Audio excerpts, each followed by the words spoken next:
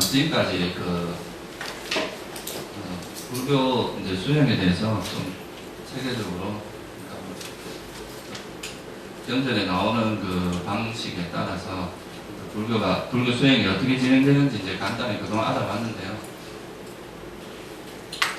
오늘부터는 조금 이제 다르게 해서 우리가 이제 살아가는데 좀 필요한 그런 생각이나 지혜들 이런 것들을 그냥 한 시간에 한 2개 정도 주제를 가지고 접근을 하려고 합니다. 그래서 이제 오늘 하려고 하는 거는 이제 마음에 관한 이야기인데요.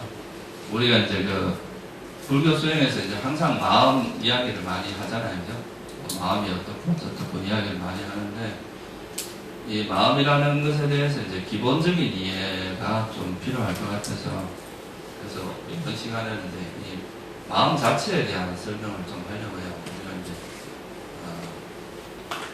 우리가 불교에서 말하는 이 마음이라는 것이 도대체 어떤 뜻이고 또 마음이라는 것이 어떻게 일어나고 또 그것이 이제 작용될 때 어떤 식으로 작용되는지 이런 부분에 좀 초점을 맞춰가지고 이제 간단히 말씀을 드리려고 합니다. 먼저 이제 우리가 마음이라고 하는 것이 도대체 이제 어떤 식으로 일어나고 마음이라는 것 자체를 이제 불교에서 뭐라고 하는지 여기에다 먼저 주제를 가지고 한번 말씀을 드리보면요. 그러니까 이제 불교에서 말하는 이 마음에 대한 생각은 요즘 뭐 뇌과학이나 이런 거에 보면 되게 이제 복잡하게 설명을 합니다. 이제 마음, 정신작용 이런 거에 대해서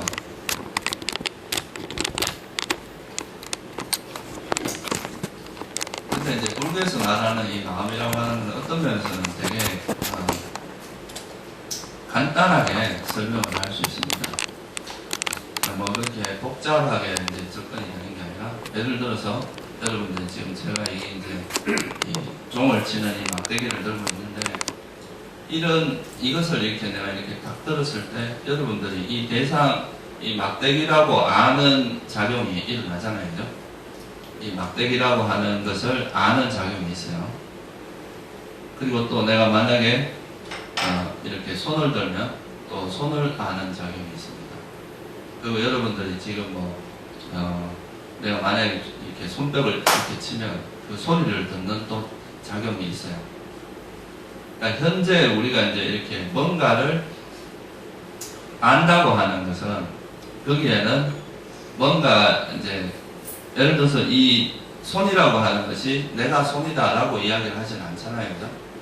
근데 우리가 이제 이걸 손이라고 아는 것은 뭔가 이제 정신작용이 일어나는 거고 그 아는 작용을 하는 것을 우리 이제 불교에서는 그냥 마음이라고 이야기를 합니다. 어떤 뭔가 우리가 이제 대상이 나타났을 때 그 대상 자체를 인지하고 그 대상을 분별하고 그 대상을 아는 작용하는 그것을 그냥 단순하게 마음이다 이렇게 이야기합니다.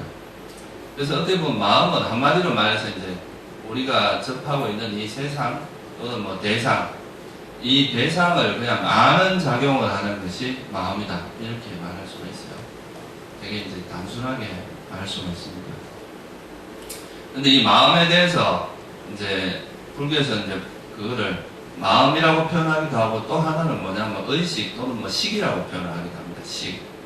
이건 이제 식이라는 말 자체가 한자인데 이건 뭐냐 하면 뭔가 안다 이 말이잖아요. 그죠? 분별한다 이런 뜻이 있습니다. 어떤 대상을 우리가 안다, 분별한다 이런 의미로서 이제 식이라는 표현을 씁니다. 그래서 이 식이라고 표현하기도 하고 또 마음이라고 표현하기도 해요. 그러니까 이제 마음이라는 건 팔려도 찢다라고 이야기를 하는데요. 이 마음을 이야기할 때 그냥 이제 대상을 안다 이런 식으로 설명을 하고요. 또 윈냐나라고 하는 게 이제 식입니다. 이 식이라는 뜻은 좀 대상을 분별한다, 분석해서 안다, 이런 뜻으로서 이제 식이라고 표현하기도 합니다.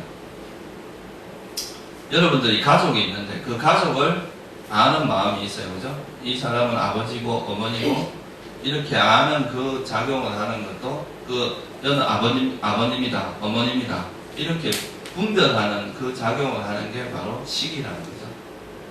또 오늘은 덥잖아요. 그죠? 요즘 날씨가 굉장히 덥습니다.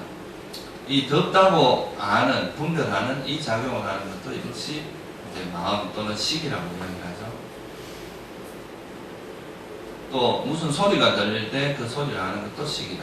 그러니까 우리가 살아가면서 뭔가 바깥 세상이나 대상을 알고서 그것을 분별하고 알고 이제 하는 그런 모든 작용을 우리가 이제 마음이라고 설명을 하는 거죠. 그래서 그냥 마음은 단순하게 대상을 아는 것이다. 또는 분별하는 것이다. 식은 이제 분별하는 것이다. 이렇게 이제 표현을 할 수가 있습니다. 그래서 이제 사실 그 대상이라는 것이 대상이 우리에게 내가 뭐다라고 이야기해 준다기보다는 우리 마음이 뭐라고 아는 거겠죠, 그죠? 어떤 대상이 우리에게 뭐라고 말을 하는 건 아닙니다. 우리 마음이 그 대상에 대해서 뭐라고 알고 분별하고 하는 작용이 일어난다. 그래서 이제 이런 걸 우리가 이제 정신작용 또는 마음, 분별, 식 이렇게 표현합니다. 그래서 어떻게 보면 마음에서는 이제 우리가 불교에서는 마음이라는 말과 식이라는 또는 뭐 우리가 요즘 이제 일반인들이 가장 많이 쓰는 통상적으로 그냥 의식이다 라고 하는 그 의식이라는 말과 소위 말해서 이제 이 마음이라는 건 거의 동의어로 생각하셔도 무방하다 이렇게 볼 수 있어요. 그래서 그냥 우리가 이제 뭔가를 인지하고 분별하고 판단하는 것 그리고 또 아는 것 이런 작용을 하는 걸 마음이라고 한다. 이렇게 이제 이야기를 하는 거죠. 그래서 이제 그리고 거꾸로 이제 다른 식으로 말하면, 그러니까 마음이 이제 바깥 어떤 세상을 아는 작용을 한다면 그 마음에 의해서 알아지는 그것을 이제 뭐라고 하냐면 우리가 대상이라고 이야기합니다. 대상.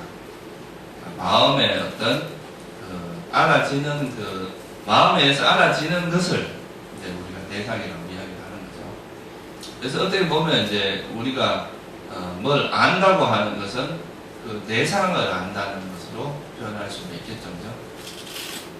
예를 들면 이 책을 아는 것, 이 책도 대상이 됩니다. 이 책을 통해서 우리의 마음이 일어나는 거죠. 그리고 소리, 선풍기 소리가 들린다. 그러면 그 소리도 대상이 되겠죠. 그죠? 그래서 이제 이거는 어떤 우리가 뭔가를 안다는 작용이 일어난다는 것은 거기에는 반드시 그 알아지는 것이 있습니다. 알아지는 것도 없이 그냥 무조건 아는 작용만 일어나지는 않는다 이거죠.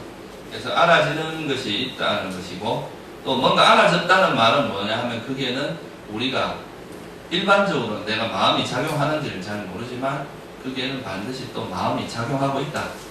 이렇게 볼 수 있는 거죠. 어떤 면에서는 마음하고 대상은 붙어 다닌다 이렇게 말할 수도 있어요. 그렇다고 해서 마음이라는 건 사실 찾으려면 형체는 없어요. 단지 뭐만 있느냐 하면 작용만 있을 뿐입니다. 그냥 우리가 이제 상식적으로 또는 이제 경험적으로 할 수 있는 그런 작용이 있을 뿐이지 그것 자체를 여러분이 마음이라는 걸 찾아보려고 하면은 또 없어요. 형체가 있는 것도 아니고 위치가 있는 것도 아닙니다. 마음이 코에 있습니까? 눈에 있습니까? 아니면 천상세계에 있어요? 아니면 지옥에 있어요? 대구에 있어요? 어디 있다고 말할 수도 없고 단지 이제 그런 대상이 나타났을 때 그것을 아는 작용이 있다 이렇게 말할 수는 있겠죠. 근데 그래서 이제 이 대상과 마음이라고 하는 건 불가분의 관계입니다. 그러니까 서로가 마음이 없으면 대상을 알 수가 없고 또 대상이 없으면 마음이 이제 일어날 수가 없겠죠. 그죠? 그래서 이 대상을 안다, 우리가 뭘 안다고 표현할 때는 반드시 거기에는 뭐가 있다 하면 마음의 작용이 들어간다 이 말이죠. 뭔가 작용이 들어가고 또 마음이 작용한다고 했을 때는 뭔가 대상이 나타났다는 걸 뜻합니다. 그래서 여러분들 이제 이거를 기본적으로 이해를 하시면 그래서 마음이라는 건 되게 단순해요. 쉽게 말하면 우리는 이걸 너무 복잡하게 생각해서 접근할 수도 있는데 그냥 우리가 대상을 아는 작용이 이제 마음이다. 그렇게 이해를 하시면 제일 쉽고요. 그런데 이제 이 대상을 어떤 경로를 통해서 아느냐에 따라서 우리가 약간 이제 다르게 표현할 수가 있겠죠, 그죠? 예를 들어서 우리가 눈으로 보는 것을 이제 뭐 어떤 아름다운 경치를 본다거나 우리가 산에 가서 그 산의 광경을 본다거나 아름다운 꽃을 본다거나 또는 뭐 잘 그려진 미술품을 본다거나 이렇게 뭔가 이제 눈을 통해서 알아지는 것은 우리가 뭐라고 하냐 하면 이제 그렇게 알아지는 방식도 있고 이제 여러 가지 방식이 있는데 우선에 이 이야기를 하기 전에 이 마음이 이제 그걸 알아질 때 그러니까 지금 금방 말씀드렸듯이 눈을 통해서 알아지느냐 아니면은 또 귀를 통해서 알아지느냐 또 이제 우리가 코를 통해서 알아지느냐 이제 맛을 통해서 알아지느냐 그리고 우리 몸에서 오는 감촉을 통해서 알아지느냐에 따라서 사실 그냥 대상을 하나로 그냥 대상이라고 봐도 상관없어요. 그냥 대상이다. 마음과 대상 이 두 가지만 있다고 봐도 되는데 이걸 조금 더 이제 어떤 경로를 통해서 알게 되냐에 따라서 약간 나누면 첫째는 이제 오감을 통해서 알아지는 게 있고요. 여러분들이 이제 감각기관을 통해 우리가 이제 눈이나 귀 이런 감각을 통해서 아는 것을 이제 5가지 감각이 있죠. 눈, 귀, 코, 혀, 몸, 우리 몸을 통해서 아는 것. 그렇게 아는 것과 그 다음에 그런 걸 통하지 않고 예를 들면 과거에 봤던 것에 대해서 기억해서 생각한다거나 또는 과거에 일어났던 생각을 이야기한다거나 또 과거에 뭐 어떤 생각을 바탕으로 우리가 상상을 한다거나 추론을 한다거나 또는 이제 뭐 개념적인 것 우리가 생각한 것에 대해서 또 그 생각한 것에 대해서 아는 작용이 일어나는 이런 거를 우리가 뭐라고 하냐면 이제 그런 전 오감을 통하지 않고 일어나는 의식 이제 인식 작용이 있고 오감을 통해서 일어나는 인식 작용이 있다 이거죠, 그죠? 그래서 그 오감을 통해서 일어나는 것은 이제 귀를 통해서 아느냐, 이제 소리를 어느 경로를 통해서 아느냐에 따라서 5가지 정도로 나눌 수가 있습니다. 여러분 이제 눈을 통해서 아는 것은 뭐가 되겠어요? 우리가 일반적으로 그냥 이름이야 뭐 뭘 붙여도 상관없습니다. 그러니까 우리가 뭐 경치, 여러분 얼굴 모습, 그 다음에 우리가 이 책상, 부처님 모습, 뭐 여기서 보이는 이 마이크 이런 모든 것들을 통틀어서 뭐라고 하면 그 형상이다 이렇게 표현을 하죠, 그죠? 우리 눈에 보이는 형상이다 이거죠. 그리고 이제 소리가 음악이든 아니면 사람의 말소리든 무슨 내용의 이제 소리든 간에 귀를 통해서 알아지는 이런 거를 우리가 소리라고 이야기를 하고 또 냄새, 코를 통해서 이제 알아지는 건 냄새, 혀를 통해서 여러분 제일 좋아하는 맛 우리가 이제 뭐 짠맛이니 더 뭐 매운맛이니 신맛이니 이런 거를 다 통틀어서 우리가 뭐라고 하냐면 이제 맛이라고 표현을 하죠. 그리고 이제 우리 몸을 통해서 느껴지는 거, 뜨겁다, 차갑다, 또는 뭐 부드럽다, 거칠다, 또는 뭐 단단하다, 또는 뭐 아주 몰랑몰랑하다 이렇게 몸을 통해서 감각을 통해서 이제 몸의 감각을 통해서 알아지는 것을 이제 감촉, 촉감 뭐 이렇게 표현을 하죠. 그래서 이제 그렇게 알아지는 것은 대개 이제 요 원초적인 이제 암이죠, 원초적으로 아는 건데 이거를 오감을 통해서 아는 거다 이렇게 표현합니다. 그래서 이제 뭐 이게 구태여 이야기하자면 보는 마음, 듣는 마음 또는 보는 식, 보는 의식, 듣는 의식 뭐 이렇게 표현할 수도 있어요. 그 다음에 이제 보는 식이다. 그래서 이걸 뭐 중국에서는 안식, 또 듣는 마음이다 또는 듣는 식이다. 그래서 이식, 귀자를 써서 귀를 통해서 듣는 작용하는 식이다 이렇게 표현하기도 하고요. 또 이제 냄새 같은 경우는 코를 통해서 알기 때문에 비식, 비를 이 코를 통해서 안다. 이걸 또 다른 말로 하면 이제 냄새에 맞는 그런 마음이다 이렇게 표현할 수도 있고요. 또 이제 맛을 통해서 아는 것은 미 또는 이제 혀죠, 그죠? 혀를 통해서 아니까 설식이라고 하죠. 혀설자를 써서 설식, 혀를 통해서 한다. 또는 이제 그거를 맛보는 마음이다 이렇게 표현할 수도 있고, 감촉을 아는 마음이라고 할 수도 있고, 신식, 우리 몸의 감각을 통해서 알기 때문에 몸신자를 써서 신식이다 이렇게 표현하기도 합니다. 그래서 이 앞에서 오감을 통해서 일어나는 이거는 주로 지금 현재 일어나는 것에 대한 암입니다. 그러니까 과거에 대해서 과거의 소리를 아는 건 지금 마음이 작용하는 건 아니죠, 그죠?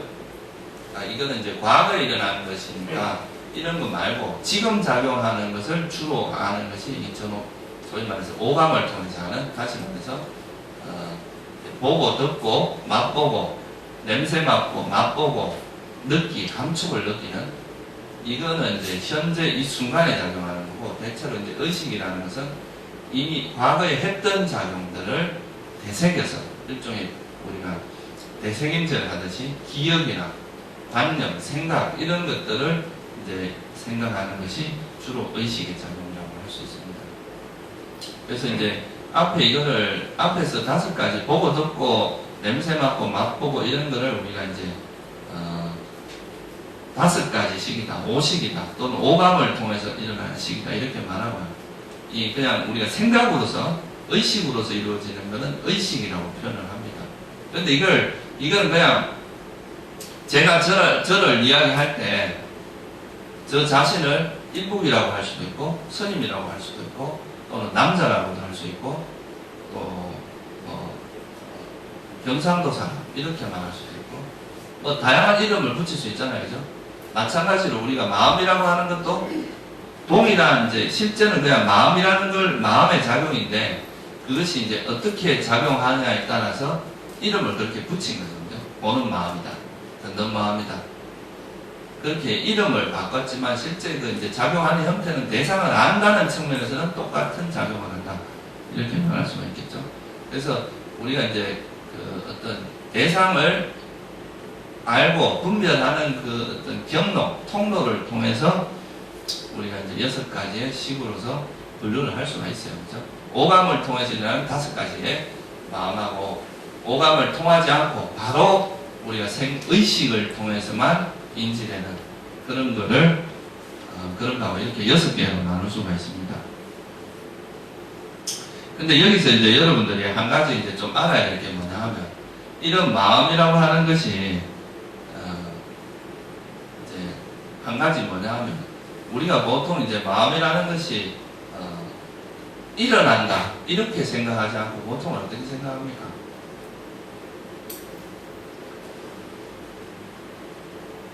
마음이 항상 항상 작용하는 것처럼 그렇게 생각할 수도 있잖아요, 그죠? 근데 이 마음이라고 하는 것은 대상에 따라 변한다는 걸 여러분들이 일단은 좀 이해하는 게 필요해요. 대상에 따라서 이제 마음이 작용한다. 아까 말씀드렸지만 제가 이거를 들면은 이걸 아는 작용이 일어나죠, 그죠? 그리고 내가 손을 들면 또 손을 아는 마음의 작용이 일어납니다. 그리고 이런 소리를 내면 소리를 아는 작용이 일어나요. 그러면 이 소리를 아는 마음과 이걸 아는 마음, 그리고 내가 손을 들었을 때 그 손을 아는 작용을 하는 마음, 이게 똑같은 거라고 말할 수는 없겠죠, 그죠? 대상 자체가 변했고 그 대상을 아는 마음도 그 상황에 따라서 변한다 이 말이에요. 왜냐하면 이것이 항상 있었다 그러면 그 아는 마음이 보는 작용이 계속 일어나야 되는데, 내가 이 손을 들기 전에 이 손을 아는 작용이 일어났어요, 안 일어났어요? 내가 이 손을 들기 전에 여러분들이 이 손을 아는 마음은 일어나지 않았습니다, 그죠? 근데 내가 이 손을 들므로써 여러분들이 손을 아는 작용이 일어났죠, 그죠?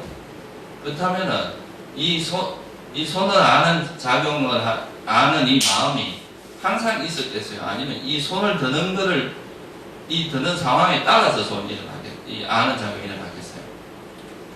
어느 쪽입니까? 내가 손을 들었기 때문에 일어난 거죠, 그죠? 내가 손을 들었다 이게 이제 그러니까 어떤 우리 마음의 작용이라고 하는 것이 어떤 대상이나 그 상황에 따라서 변한다는 것을 좀 이해하는 거죠. 그래서 이거를 조금 더 이제 체계적으로 이해하기 위해서는 여러분들이 이 마음이 어떻게 일어나는지를 조금 살펴보는 것이 좀 의미가 있습니다. 그러면 이 이제 대상에 따라서 마음이 변한다고 말씀드렸는데, 자, 예를 들어서 내가 지금 손을 들었어요. 근데 이 손을 들었을 때 첫 번째로 여러분들이 이걸 보는 눈이 없으면 이 손을 볼 수 있어요, 없어요? 만약에 이 대상을 보지 않았다면은 첫째는 이제 볼 수가 없겠죠, 그죠? 그보다 먼저 내가 손을 들었는데 눈도 있고 다 있어요. 근데 여러분들이 관심이 딴 데 있어갖고 내 손 드는 걸 안 봤다. 일로 주의를 기울이지 않았다. 그러면 이 손을 아는 마음이 일어날 수 있어요, 없어요? 이건 일어날 수가 없겠죠, 그죠? 그러니까 이거를 우리가 이제 불교에서는 전문용어로 뭐라고 하냐면 전향한다. 또는 여러분들이 주의를 기울인다. 이렇게 표현할 수 있습니다. 쉽게 말하면. 그러니까 그 대상이 나타났을 때 그 대상으로 주의를 기울여야 이 대상에 대한 인지가 있는 거예요. 첫째, 그러면 이 주의를 기울이지 않으면 이 손을 아는 마음이 일어날 수 있어요, 없어요? 일어날 수가 없죠. 그러면 이거 우리의 마음이 주의를 기울이는 거기에 이 손을 아는 마음을 의지하고 있습니까? 의지하고 있지 않아요. 의지하고 있죠, 그죠? 자, 그리고 주의를 기울였는데 내가 만약에 눈이 봉사해요. 그러면 이 손을 볼 수 있어요, 없어요? 없죠, 그죠? 이거는 이제 이 손을 감지하는 또 이렇게 눈이라고 하는 우리 몸의 어떤 기관이 필요합니다. 그죠? 우리 몸을 의지하고 있다 이 말이에요. 몸에서의 특히 눈을 의지해야 눈이라는 작용이 있어야 반드시 이 손을 아는 작용이 일어날 수 있다 이 말이죠. 그죠? 그 다음에 또 뭐가 필요해요? 여러분 눈도 있고 마음도 기울였어요. 주의도 기울였는데 이 손이 드러나지 않으면 여러분이 알 수 있어요, 없어요? 대상이 없으면 또 마음은 작용을 할 수가 없잖아요, 그죠? 그래서 이 손이라는 것이 또 작용을 했기 때문에 이 손을 아는 마음이 일어난 거죠, 그죠? 손이라는 게 만약에 없었다면 또 손은 이 마음이 일어날 수 없었습니다. 그리고 손도 있고 마음도 있고 주의력도 있고 다 있는데 만약에 이 앞에 뭐가 가려져 있었어요. 뭐 천막으로 가려져 있거나 뭔가 가려져 있었어요. 그러면 이게 이 손을 인지할 수 있어요, 없어요? 없죠. 그러면 이 손이 반드시 어디에 들어가야 돼요? 눈에 이 망막에 이게 비춰져야, 그죠? 또 그 손을 아는 마음이 일어나겠죠, 그죠? 이런 거를 우리가 뭐라 하냐면 이제 눈과 이 손이 만나야 된다 이 말이에요. 그러니까 이 눈의 감각 기관에서 이 손이 여기에 이제 비춰져야 된다. 이런 걸 우리가 접촉 또는 이제 만난다 이렇게 표현을 합니다. 그래서 이렇게 돼야만이 이제 마음이 일어난다 이 말이죠, 그죠? 그래서 마음이 일어나는 구조가 이런 이제 우리 몸이라는 것은 몸에 감각 기관이 있고 또 거기에 대해서 대상이 나타나고 그 대상으로 주의를 기울이고 또 그 대상에 대해서 대상과 마음이 이 감각 기관이 만나는 또는 우리 마음이 만나는 이런 것이 반드시 동반돼야 마음이 일어난다 이 말이죠. 근데 여기서 제가 말씀드린 그 네 가지 중에 한 가지라도 만약에 조건이 성립되지 않으면 이 손을 아는 마음이 일어날 수 있어요, 없어요? 내가 아무리 이 손을 들고 있어도 이 선언에 없는 사람이 이 내 손을 알 수 없습니다. 그죠? 그렇다면은 이 손을 아는 작용은 어떤 상황에서 일어난다고 볼 수 있겠어요? 이 네 가지 조건이 갖추어졌을 때만 일어날 수 있는 거죠, 그죠? 그리고 이 조건이 만약에 하나라도 사라졌을 때는 이 손을 아는 작용이 계속됩니까? 아니면 사라집니까? 이 손을 아는 작용은 또 사라져버립니다. 그죠? 그거는 뭘 의미하냐면 우리가 이런 거는 가능해요. 손은 사라졌지만 내가 손에 대한 이미지를 가지고 있으면 그거에 대해서 생각을 하는 것은 가능합니다. 기억하고. 그렇지만 지금 이 순간 일어난 이 손을 아는 작용은 그 네 가지 조건 중에 하나도 없으면 가능해요? 불가능합니다. 그래서 이거는 뭘 의미하냐면 이제 이 마음이라는 것이 발생하는 것이 어떤 항상 마음이 있어서 그 마음이 계속 작용하는 게 아니라 어떻다는 거예요? 어떤 조건과 상황이 부딪혔을 때 이 마음이 일어난다 이 말이죠.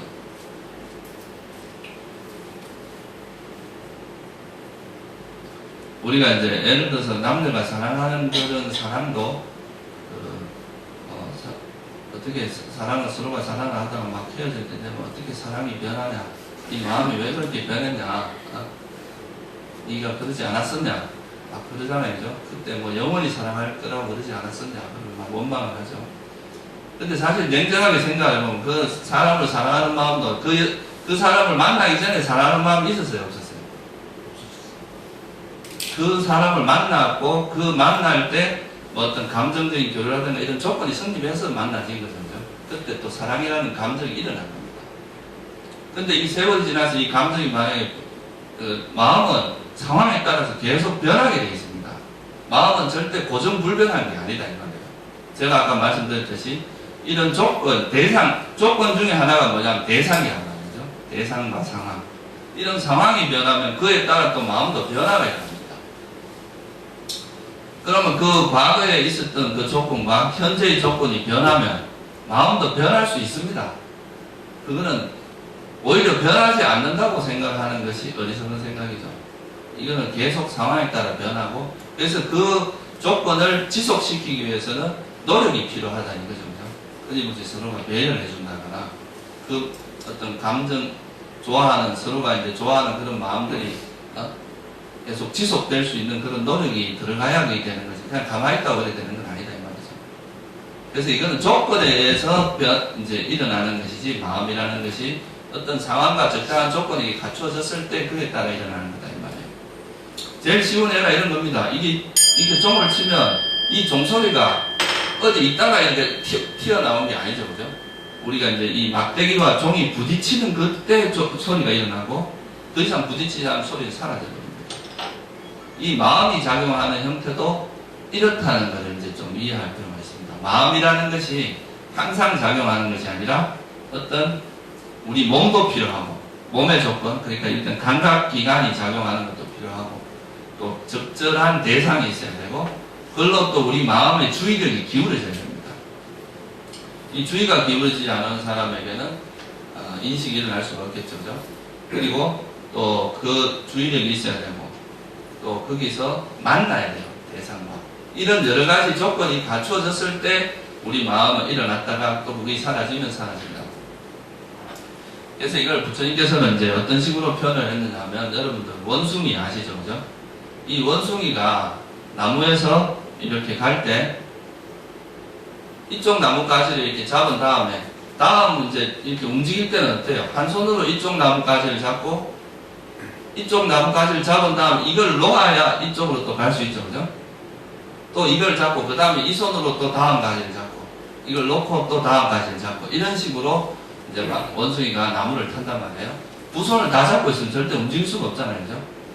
그와 마찬가지로 우리 마음도 어떤 대상이 있으면 이 대상에 대해서 아는 마음이 일어났다가 이걸 놓고 또 다른 대상으로 마음이 마치 원숭이가 다른 손을 잡듯이 이렇게 계속 움직여 나가는 것이지, 동일한 마음이 계속 이렇게 작용하는 그런 형태는 아니다 이 말이에요. 대상에 따라서, 상황에 따라서 마음은 일어났다가 또 그 상황이 사라지면 사라지는 그런 변하는 작용, 그러니까 상황에 따라서 마음도 변한다 라는 것을 여러분 이해하는 것이 일단 마음에 대해서 이해하는 데 되게 중요하고요. 이 마음이라는 것은 일단 우리 몸과 대상과 그리고 주의력, 그리고 또 그 마음과 대상의 만남, 이런 감각 접촉이라고 이야기하죠. 이런 것들이 있을 때 이제 우리 마음이 일어날 수 있다. 이게 이제 마음이 일어나는 그 구조입니다. 왜 어떻게 일어나느냐?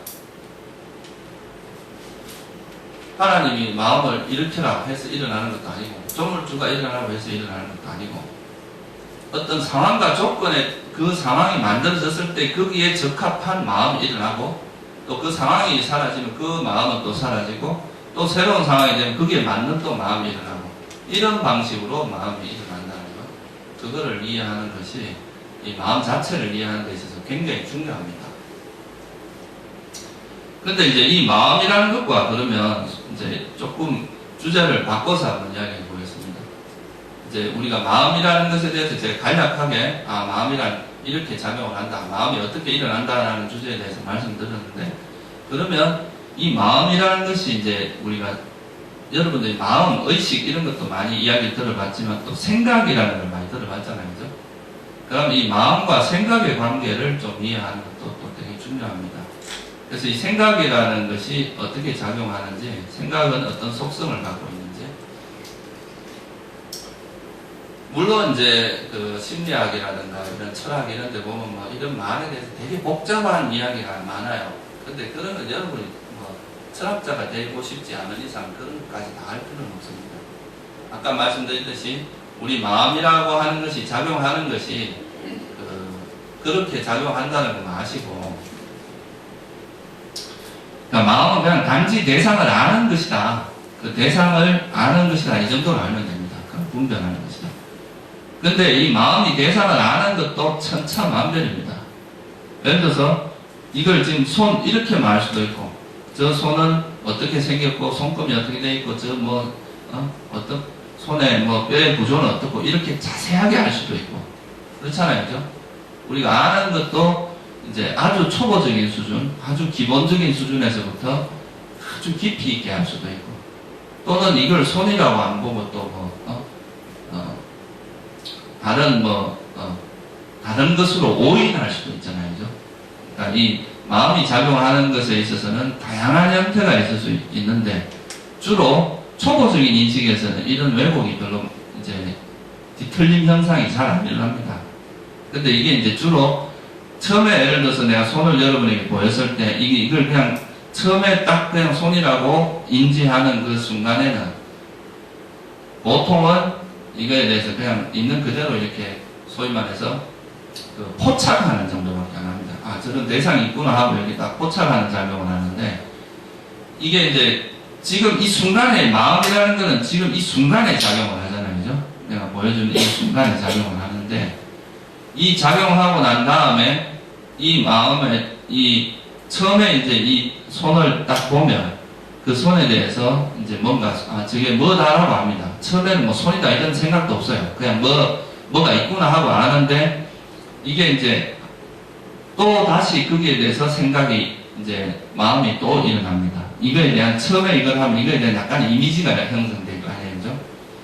예를 들면 우리가 이제 요즘 내과학으로 이야기를 하면 눈에 이제 망막에 이게 이제 딱 들어가면 이 처음에 이제 형상이 눈에 비치는 거, 이거는 이제 빛의 신호로 들어오는데, 이게 이제 망막에 딱 비춰지는 순간에 이 전기 신호로 바뀌거든요, 이게.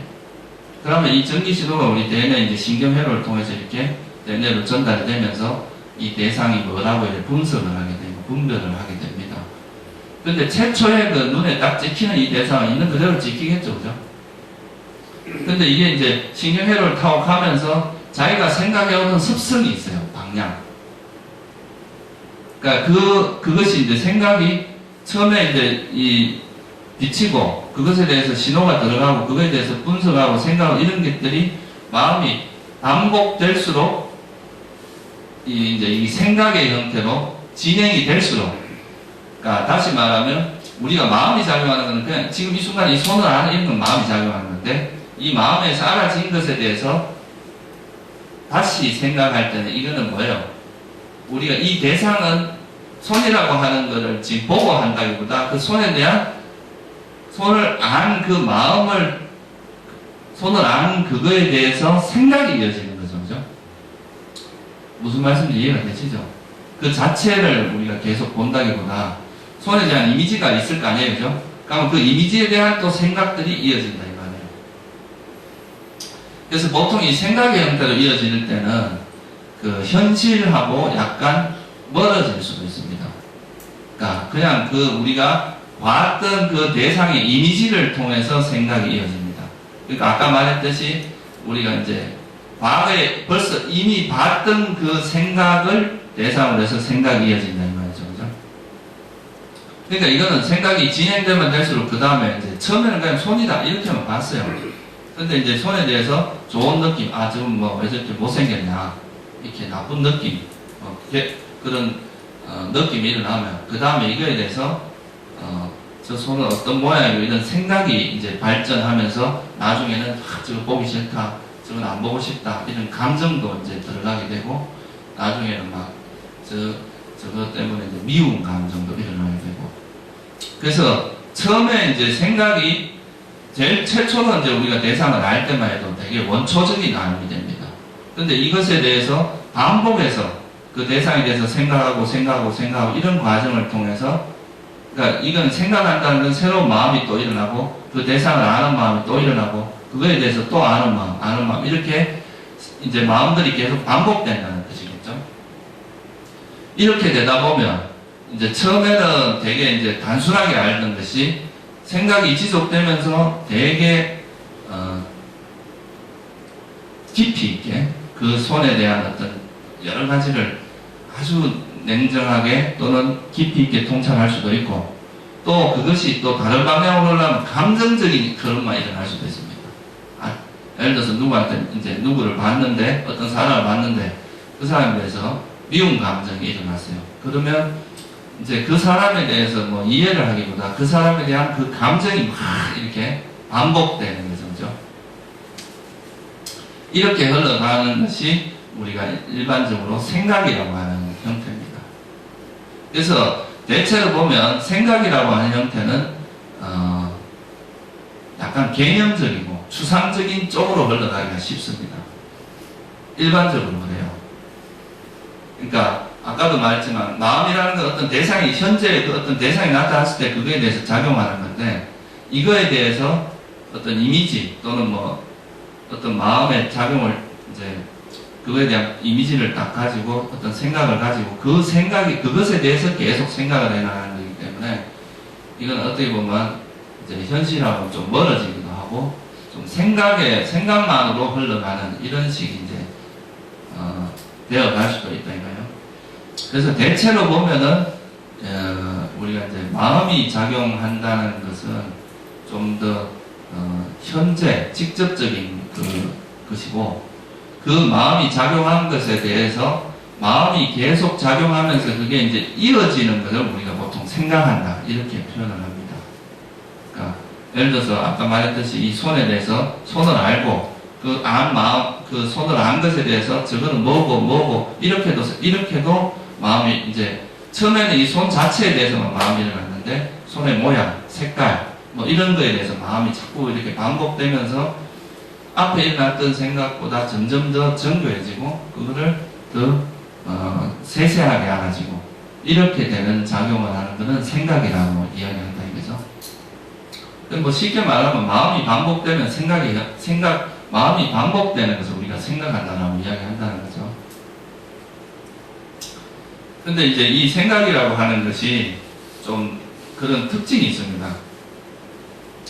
이 생각이 그냥 이제 반복되는 그 자체가 아무 문제는, 그냥 뭐 생각은 마음이 계속 반복되는 건데, 이 생각이 어떻게 진행되냐에 따라서 우리 삶은 상당히 달라질 수 있다 이거예요. 이 생각은 또 약간의 생각이 진행되다 보면 관성이 있습니다. 관성이.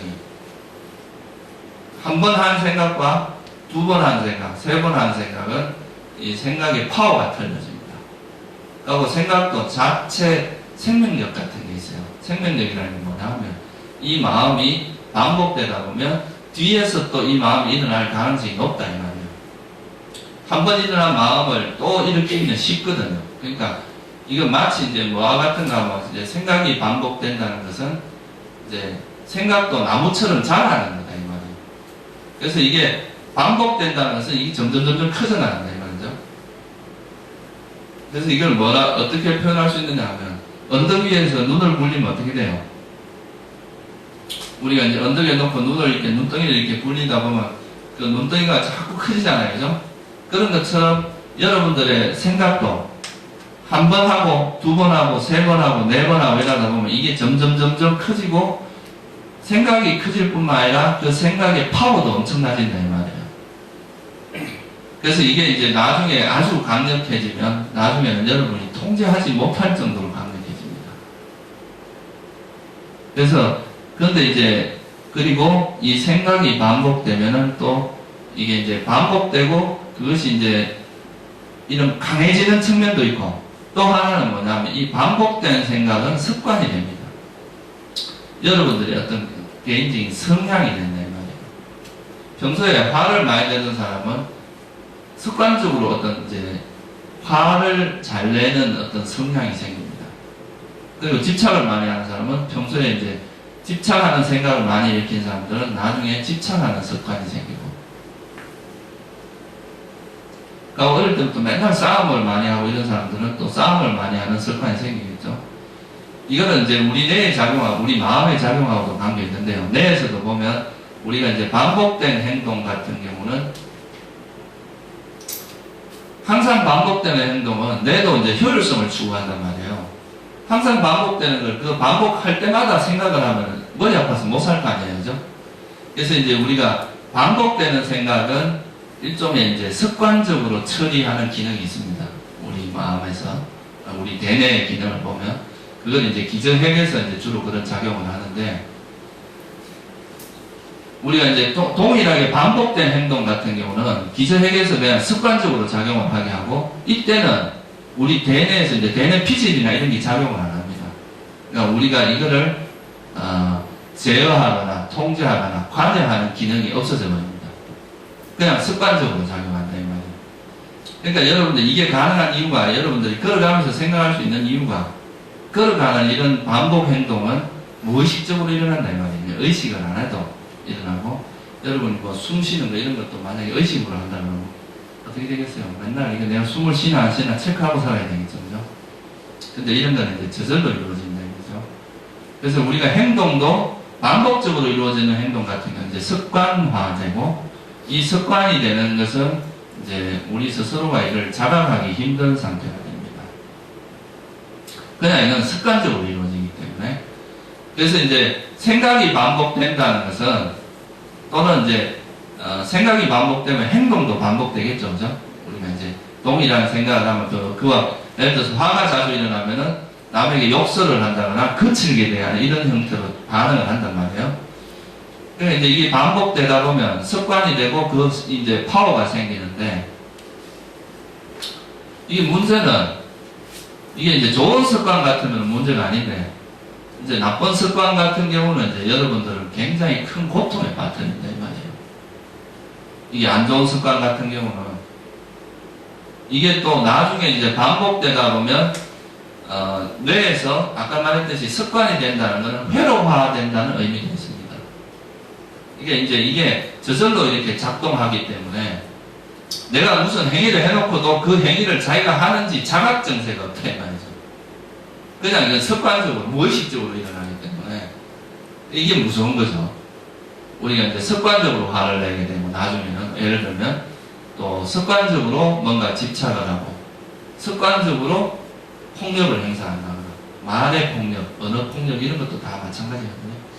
그렇게 작용을 하기 때문에 이 대표적인 게 뭐냐 하면 이제 우리가 게임 중독이나 도박 이런 거죠. 그거는 뭐 자기가 이제 의지가 이제 우리가 이제 그 판단, 그러니까 판사 기능을 하는 거를 우리가 아나 전두 피질이라고 이야기해요. 우리 대뇌 앞쪽에 눈 요 안쪽에 있는 거를 그렇게 이야기하는데 그런 것 대뇌 피질이 작용을 하면 통제 기능이 있는데 나중에 이제 그런 데가 손상된다는 겁니다. 이렇게 반복되다 보면. 그래서 이거는 자기 판단에 들어가지 않고 그냥 막 습관적으로 일어나는 거라서 결국에는 어떻게 되냐면 자기 모든 그 인생도 파괴돼버리고 판단력이 상실돼요. 마치 브레이크 없이 달리는 차와 같습니다. 이 통제 기능이 없어지기 때문에. 그래서 이것도 이제 마음이라고 하는 것도 생각이 자꾸 반복되다 보면 어느 순간에 이 통제의 기능을 넘어서 버려요. 우리의 통제의 범위를. 그때 되면은 나중에는 이제 이게 통제 자체가 안 되고 이게 이제 중독 현상이죠. 그렇게 되면 이거는 이제 정말 약물 치료까지 받아야 되는 그런 이제 문제까지도 생길 수가 있다는 거예요. 그래서 이제 이거를 습관화되는 거는 또 우리가 어떻게 보면 삶을 좀 더 편하게 사는 거는 좋은데 이게 이제 좋은 습관이면 되게 좋다 이거죠. 예를 들어서 여러분들이 뭐 이제 자기 자신을 알아차림을 한다거나 습관적으로 자비심이 일어나고 습관적으로 지혜가 일어난다. 이러면 얼마나 좋겠어요, 그죠? 항상 지혜가 작용하도록, 항상 자비심이 작용하도록 이러면 이제 좋은데 그게 아니라 아까 말했듯이 대부분의 사람들은 거의 90% 이상은 안 좋은 습관들이 우리 삶을 지배하고 있습니다. 그러니까 뭐 습관적으로 화를 내고 이기적이고 남을 배려하지 않고 이런 것이 우리 마음에 이제 대부분의 습관화되어 있는 마음의 형태입니다.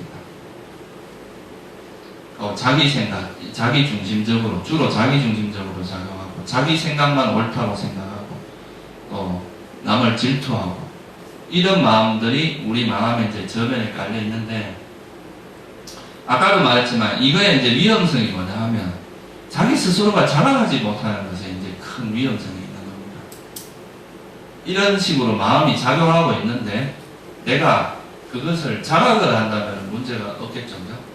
되게 이제, 이거 이제 이렇게 하면 안 되겠구나 하고 할 수 있는데, 이게 어느 정도 이제 반복되는 것이 지속되고 습관이 지속되다 보면 이것이 이제 무의식의 영역으로, 무의식적으로 행동하게 된다 이 말이에요. 우리가 의식적으로 이렇게 자각이 없고 자각되지 않고 습관적으로 이루어지는 이런 경향성이 된다는 거죠. 그래서 부처님께서도 이제 이게 마지막 일가라는 경전에 보면 자주 생각하고 숙고한 것은 마음의 경향이 된다, 경향성이 된다 이런 말이 있습니다. 그러니까 여러분들이 계속 반복해서 생각하고 숙고하고 이런 것들은 이게 이제 하나의 틀로 자리를 잡는다 이 말이죠. 우리 마음의 어떤 패턴이 된다 이 말이에요. 패턴이. 그래서 어떤 상황만 딱 부딪히면 그런 패턴이 그대로 작용해버리는 이런 식이 된다는 거죠. 그래서 이제 이미 좋은 쪽의 습관이 형성되어 있다면 아무 문제가 없는데 나쁜 쪽으로 습관이 형성되어 있다면 우리가 이제 그거를 잘 이해를 할 필요가 있다 이거예요.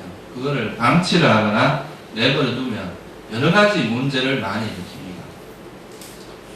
우리가 사실 이제 이 생각이라는 것이 우리가 학교에서 교육받을 때 이 생각을 그냥 막 항상 생각하고 이런 거는 이제 교육을 많이 받았지만 이 생각 자체를 좀 제어하거나 컨트롤하는 이런 쪽의 훈련을 별로 받지 못했습니다. 그래서 생각을 많이 하면 좋다 이렇게 막 우리가 보통 많이 생각을 많이 해야 좋다고 생각할 수도 있고, 또 어떤 경우는 또 어떤 이제 사람들은 생각 자체를 아예 안 해야 된다 또 이렇게 말하는 사람들도 있습니다. 수행한답시고 생각을 안 하면 좋다 이렇게 말할 수도 있는데, 근데 우리가 이제 이 생각이라는 것이 분명히 유용합니다. 여러분 만약 생각이 없으면 우리가 언제 어떻게 인간이 이런 마이크를 만들고 또 이런 카메라 또 우리가 이제 삶의 편리한 이런 것들은 다 인간의 생각을 통해서 만들어진 거잖아요. 그죠? 생각을 통해서 이제 이런 지혜가 생겨서 만들어진 건데, 그러니까 생각을 안 한다는 것은 우리가 이제 무정물, 돌이나 뭐 이런 나무 이런 거 뭐가 다르겠어요. 그죠? 인간은 생각을 하기 때문에 또 질적으로 높은 삶을 살 수도 있고 지혜도 생길 수 있고 아주 고차원적인 삶을 살 수 있는 그런 조건이 됩니다. 그렇다면 이제 문제는 이 마음이 일어나고 생각이 일어나고 이런 것 자체가 문제라기보다는 이 마음이나 생각이 어떤 방향으로 이제 되어지느냐가 되게 중요한 거겠죠. 그죠? 그래서 이게 바른 생각이 일어날 수 있도록 해야 되고, 이제 우리 삶에 이익이 되지 않는 생각 또는 해로운 생각을 하느냐, 아니면 어떤 것이 해로운 생각이냐, 어떤 것은 우리에게 유익한 생각이냐, 이런 것에 대한 이해가 좀 동반이 되어야 됩니다. 그래서 이제 그런 것들을 알면 이런 생각을 우리가 필요한 생각들은 개발을 하고, 예를 들면 우리가 막 너무 집착을 하는 생각을 하면 그 사람이 아까 말했듯이 중독 현상이 일어나서 나중에는 그 생각을 자기 스스로가 통제하지도 못하고 그 생각 자체가 여러분 삶을 이끌어가는 겁니다. 그러면 그건 뭐냐? 생각의 노예가 된다 이 말이에요. 여러분들이 생각이 주인이 돼야지 어떻게 왜 생각이 노예가 되겠냐 이 말이죠. 그래서 이게 이제 이렇게 되지 않기 위해서는 우리가 이제 이 생각을 다루는 생각을 어떻게 어떤 생각들이 일어나게 해야 되고 어떤 생각들은 이제 안 일어나게 해야 되느냐 이런 거에 대한 이해가 필요한데, 기본적으로 집착을 한다거나 화를 낸다거나 남을 해치려고 하는 생각, 질투, 뭐 자기중심적인 이기적인 생각 이런 거는 좀 우리가 지속되도록 하면 안 되겠죠. 그죠? 그럼 또 우울한 생각, 항상 우울한 거, 이것도 우울한 것도 한 번 우울할 때는 그냥 우울한 기분에 빠지는 거지만 이게 반복되면 나중에는 굉장히 심각한 문제가 될 수도 있습니다. 우울증이 된다는 거죠. 그래서 이제 이런 것들을 좀 아는 것이 필요하고, 또 생각 중에서도 이제 바른 생각이 있잖아요. 우리가 뭐 이제 지혜롭게 생각한다거나 상황에 적절하게 생각을 한다거나 또 우리가 이제 아주 따뜻하게 남을 배려하고 겸손하고 그런 마음으로 생각을 한다거나 이런 것들은 이제 개발해야 될 생각이겠죠. 그죠? 그래서 이제 이런 생각이라는 우리가 마음이 반복되면 생각이 되고 생각이 반복되다 보면 습성화되고, 이 습성이라는 것이 어떻게 만들어 나가냐에 따라서 어떤 습성을 만드느냐, 이게 우리 삶에 유익한 습성을 만드느냐 아니면 우리 삶을 해롭게 하는 습성을 만드느냐, 이거에 따라서 여러분 삶이 완전히 바뀔 수 있다는 말이죠. 그죠? 그래서 이제 그런 것을 해 나가기 위해서는 뭐가 필요하냐 하면 이제 마음에 대한 이해가 필요하겠죠. 그죠? 그러니까 이왕 중독시킬 거면 좋은 쪽으로 중독시키라 이거죠. 그죠? 어차피 마음이 반복되면은 습관적으로 일어나는데 그 습관이 좋은 방향으로 가도록 해야지, 이게 이제 안 좋은 방향으로, 해로운 방향으로 가게 되면 그거는 여러분 삶에 굉장히 큰 불이익이 있다는 거예요. 그래서 이제 이 생각이라는 것이 이런 이제 관성에 힘이 있고 또 습성화되는 이런 이제 그게 있기 때문에 이거는 마치 이제 이런 것에 대한 이해를 못하고 그냥 막 그 생각의 흐름을 내버려 두는 것은 여러분들이 막 아무런 안전장치 없이, 브레이크나 이런 장치도 없이 그냥 차를 달리고 가는 거랑 똑같다 이 말이에요. 그러면 이게 얼마나 위험하겠어요. 언제 어디에 부딪힐지도 모르고 어떤 사고가 날지도 모릅니다. 그래서 이제 그런 안전장치를 좀 배워야 돼요. 우리가 이제 이런 마음을 운전하기 위해서는 마음에 대한 이해를 바탕으로 해서 어떻게 할 때 이제 마음을 브레이크를 잡을 수 있고 또 어떻게 해야 이제 마음을 통제할 수 있는지, 이런 것들을 좀 이제 이해할 필요가 있는데, 그거를 하기 위해서는 이제 뭐가 필요하냐 하면 우리가 마음을 보는 것이 필요하겠죠. 그죠? 우리가 마음 자체를 아는 것이 필요하다는 말이에요. 마음이라는 것이 좀 특이한 게 뭐냐 하면 우리가 이런 이제 대상이 이제 이런 우리가 생각이 밖으로만 향해져 있으면 우리 자체는 어때요? 그 대상 자체 환경에 그냥 휩쓸려 버리죠. 그죠?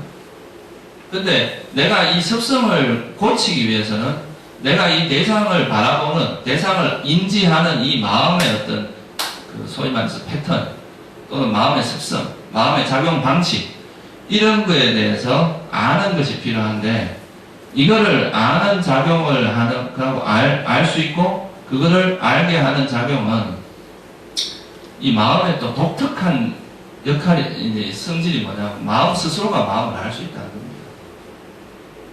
자기 마음을, 자기 앞에 일어난 그 마음을 가지고 우리가 이제, 이미 발생한 마음을 대상으로 해서 그 마음을 또 알 수 있다는 것. 그러니까 마음으로 마음을 알 수 있다는 것. 이것이 또 굉장히 큰 어떤 마음의 작용이다. 그래서 이게 이제 수행이라는 것이 가능하고 그런 것이라고 할 수 있는데, 그 부분은 제가 다음 시간에, 다음에 말씀을 드리기로 하고, 오늘 이제 말씀드린 것은 이제 마음이라는 것이 그렇게 복잡한 것이 아니다. 이 말이에요. 쉽게 말해서. 우리가 이제 철학적으로 접근하면 굉장히 복잡한데, 지금 내가 이렇게 소리를 냈을 때, 소리를 아는 딱 그 아는 그 순간에 작용하는 그거, 바로 그것이 바로 우리 마음이 된 거예요. 그러니까 지금 현재 우리가 어떤 대상을 만났을 때 그 대상을 인지하는, 그냥 단지 아는 그 작용이 이제 마음이고, 처음에 알 때는 이 마음이라는 것이 되게 단순한 형태로 알아집니다. 그냥 그 대상 자체를 아는 거. 근데 거기에 대해서 우리가 이제 인식, 그러니까 어떤 표상도 취하죠. 그거에 대해서 이미지를 만들고, 형태는 어떻고 뭐고, 이 생각이 하나 둘 진행이 되면서 그 대상에 대해서 아주 세세한 그런 이제 이해가 이루어질 수가 있는 거죠. 그죠? 이런 걸 이제 의식작용이라고 그러죠. 그죠? 의식의 활동. 이런 걸 통해서 우리가 이제 세상을 이해하게 되는 거죠. 뭐 저건 좋다, 나쁘다. 이런 뭐 여러 가지 이제 인식작용이 일어나는데, 근데 이 마음이 이제 이렇게 세상을 작용하는 이거는 이제 되게 간단한데, 그러니까 구조는 그냥 마음이 이제 대상을 아는 이 작용, 이게 그냥 마음이에요. 그리고 또 의식이 작용하는, 의식이 작용하는 건데, 근데 여기서 문제가 뭐냐 하면, 이 마음이 작용하면서, 아까 말했듯이, 제대로 작용을 하면 괜찮은데, 쉽게 이제 과거의 내 습관에 의해서 작용을 한다는 거. 이미 형성되어 있는 그 습관에 의해서 작용을 하기 때문에, 이 마음을 좀, 요즘 말로 하면 좀 따듬는다고 할까요? 마음을 이렇게 좀 정제하고 이렇게 다듬는 과정이 없으면 너무나 이건 자기 멋대로 움직이게 됩니다. 마치 야생마 같은 그런 거랑 비슷해요. 그래서 이 마음을 좀 길들여 나가는 과정이 필요한데 이거는 그것을 이제 우리가 하고자 하는 것이 바로 이제 불교에서 말하는 이 수행이다 이 말이에요. 그래서 이 마음이 이제 반복되면서 마음이 반복되는 걸 생각이라고 하고 생각이 또 반복되면 습관이 됩니다. 습관에 대해서 그것이 이제 우리의 하나의 성격이나 캐릭터 이런 걸로 이제 자리를 잡게 되는 거죠. 근데 이게 이제 잘 형성되기 위해서는 기존에 이제 잘못된 것은 이제 이렇게 앞으로 해야 될 작업은 뭐냐면 이미 형성된 그런 회로가 우리가 이걸 계속해서 반복해서 쓰다 보면 여기에는 이게 이제 일종의 이것도 그 마음에도 근육이 있어가지고 이 뇌에도 근육이 있습니다. 신경회로도 자꾸 쓰면은 이게 튼튼해지고 안 쓰면은 일종의 이제 우리 뇌에는 가지치기 하는 작용이 있어요. 그게 뭐냐 하면 자주 쓰는 이제 시냅스라고 들어보셨죠, 그죠? 이 신경세포 간에 연결시켜주는 골인데 이게 보통 하나의 세포가 한 1000개 정도의 시냅스가 있습니다. 그래서 우리가 이제 세포는 아마 1000억 개인가 그 정도 되는데 이게 시냅스까지 합치면 한 100조 개의 연결고리가 만들어지는 거죠. 그런데 이게 이제 자주 연결되는 고리는 이게 튼튼하게 작용하는데 이걸 안 쓰다 보면 이제 이 시냅스가 끊어져 버립니다. 여러분들이 화내는 시냅스 이런 걸 다 끊어버려요. 그러니까 집착하는 시냅스 이런 것이 작용이 안 되고 나비나 이런 이제 집착하지 않는 이런 마음이 작용하도록 그렇게 하는 것이 어떻게 보면 이제 불교 수행이 되고요. 근데 여러분들이 이런 걸 하는 데 있어서는 이제 첫 번째 조건이 뭐냐면 자각이다, 그죠? 내가 도대체 내 마음에 있는 습성이 어떤 거다. 응? 이 습성을 알아야 바꿀 수 있다, 그죠? 그래서 그걸 아는 작업을 이제 하는 것이 불교 수행이다. 이렇게 말할 수가 있습니다. 오늘은 이제 간단하게 그냥 제가 마음에 대해서 말씀을 드렸는데, 제가 저 첫날, 이제 매월 첫째 주 같은 경우는, 질문하는 시간을 좀 가지고 있습니다. 그래서 여러분들 오늘 이야기 한 것도 좋고,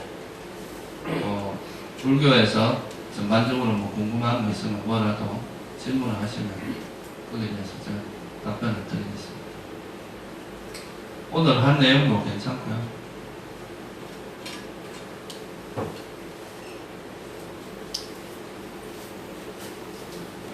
네.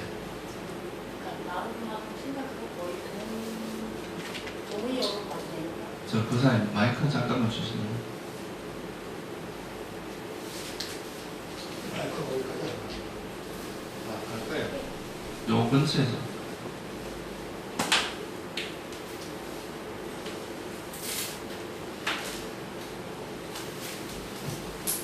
그 10m짜리라서. 다른 사람도 좀 들으면 좋을 것 같아서. 오늘 그 스님 말씀하시는 것 중에서 마음하고 생각하고 그 습관하고 이렇게 연결돼서 말씀해 주셨는데요.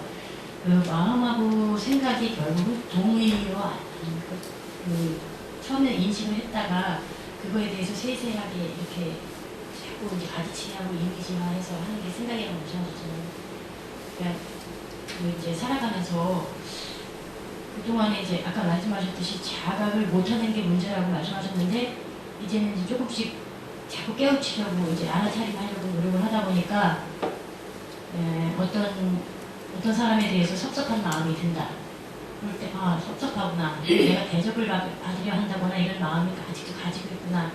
이런 생각이 들어서 그런 생각이 들었으니까 이제 놔야지라고 생각하는데 그게 놔지지 않고 계속 자꾸 반복이 돼요.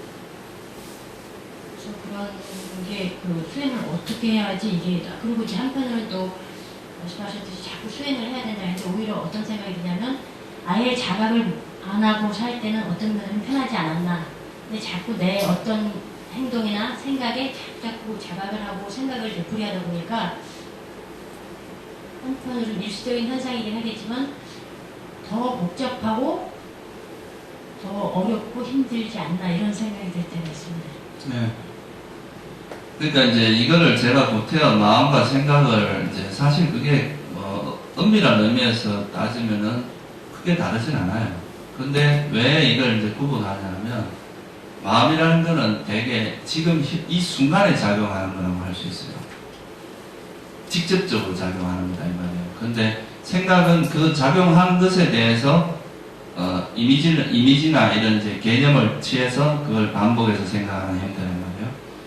그러니까, 한마디로 말해서, 생각만으로 마음이 바뀌진 않습니다.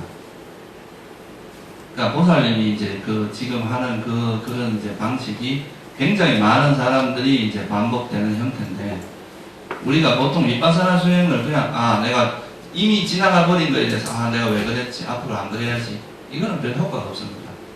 그게 의미가 없다는 게 아니라, 그거는 실제로 사람을 변화시키지 않아요.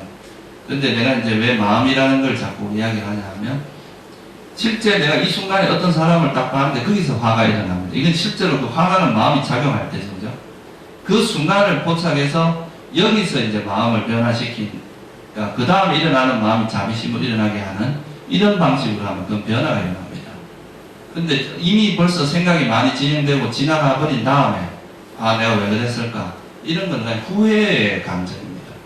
그런 후회라는 것은 불교에서 말하는 수행이 아니거든요. 물론 그런 후회가 아니라 참회가 돼야 돼요. 후회라는 건, 내가 왜 그랬지? 난 좀 못났다. 이렇게 생각하는 거거든요. 그래서 이거는 이제 직접적으로 그런 마음이 일어나는 그 순간에 작용을 해야 진짜 변화가 일어나는데, 벌써 이미 생각화되고 개념화돼서 벌써 이미 많이 벌어진 상태에서 그거를 자각하는 것은 효과가 훨씬 떨어집니다. 무슨 말씀인지 이해가 되세요? 그러니까 그거는 이제 보살님이 좀 더 빨리 알아차리도록 노력을 해야 되고, 그 실제 부딪히는 그 순간에 그 마음을 바꿀 수 있도록 노력을 해야 됩니다. 벌써 지나가 버린 다음에 하는 것은 효과가 엄청나게 떨어집니다. 근데 그거는 일단 이제 생각의 형태다 이거죠. 여러분 많이 경험해 보셨을 거예요. 오늘 내가 탁 앉아 내일부터 화 안 내야지. 그런다고 어떤 사람을 보기 싫은 사람 봤는데 화가 안 나던가요? 그건 아니다 이거예요. 그 실제로 그 대상을 부딪히는 그 순간, 그때 발생하는 이 마음이 화가 아니라 자비심으로 바뀌도록 해야 된다 이 말이에요. 그러니까 이게 이제 마음이 이 순간적으로 작용하는 것에서 한 번, 두 번, 세 번, 네 번, 다섯, 여섯 이렇게 많이 진행될수록 이거는 효과가 기하급수적으로 떨어집니다. 효과가 반감된다 이 말이죠. 그래서 이제 이 마음이라고 하는 것을 이제 내가 조금 생각과 조금 다르게 이야기하는, 생각은 보통 개념에 멈춥니다. 이미 일어난 것에 대해서 이렇게 반복해서 일종의 되새김질을 하는 것과 비슷합니다. 이미 발생한 것에 대해서 되새김질을 하는 거죠. 이게 이제 첫 번째 이유고요. 두 번째는 뭐냐 하면, 이 불교 수행은 이제 한마디로 뭐냐 하면 무쟁 명상이라고 저는 이름을 붙입니다. 뭐냐? 보살님은 알아차림을 하신 게 아니에요, 수행을. 알아차림은 그 대상이 일어날 때 그거에 대해 싫어하는 마음을 일으키면 안 됩니다. 왜 이런 게 일어났지? 이 반복되니까 짜증난다. 이런 거는 화를 내고 있는 거예요. 그 일어나는 현상에 대해서. 근데 불교에서 말하는 거는 그게 이제 화를 내는 게 아니라 그냥, 이런 게 있구나. 나한테 이런 마음이 있구나 하고 그걸 이해하고 이걸 어떻게 하면 바꿀까? 그러니까 그 조건을 바꾸는 거다, 이 말이에요. 그 일어나는 현상 자체를 자꾸 바꾸려고 하는 건 의미가 없어요. 이미 일어나 버린 걸. 중요한 건 내 마음이 어떻게 앞으로 내 마음을 바꾸면 이런 현상이 안 일어날까, 여기에 초점 맞춰야 된다 이 말이에요. 그러니까 이제 알아차림을 하는 데 있어서는 어떤 현상이 일어나서 그거를 그 현상에 대해서 동요가 일어나면 그거는 알아차림이 아닙니다. 그건 벌써 마음이 그 현상에 휩쓸려 버린 거예요. 또 다른 형태로. 무슨 말씀인지 이해가 되세요? 그냥 그거를 객관적으로 그냥 이런 일어났구나, 나한테 이런 마음이 있구나 하고 그걸 통해서 이제 배우고 어떻게 내 마음을 이제 조건을 바꾸면 이게 이제 바뀔 수 있을까, 여기에서 이제 그런 거를 이해하는 게 중요합니다.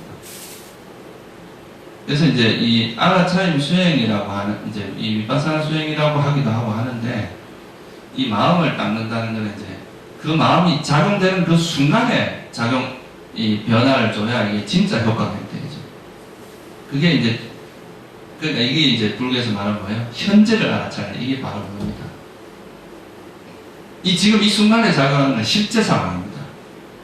근데 이게 이게 상황이 작용하고 나서 그거에 대해서 이제 생각이 이어지는 것은 이거는 개념의 범주다 이 말이에요. 관념이고 그냥 일어난 것에 대해서 기억을 해서 그걸 생각하는 범주다 이 말이에요. 무슨 말인지 아시겠죠? 네. 근데 이거는 되게 좋은 질문입니다. 여러분들도 보통 이렇게 이거는 누구나 이제 처음 윗바사나 수행을 할 때 다 겪는 어떤 하나의 과정이라고 할 수 있어요.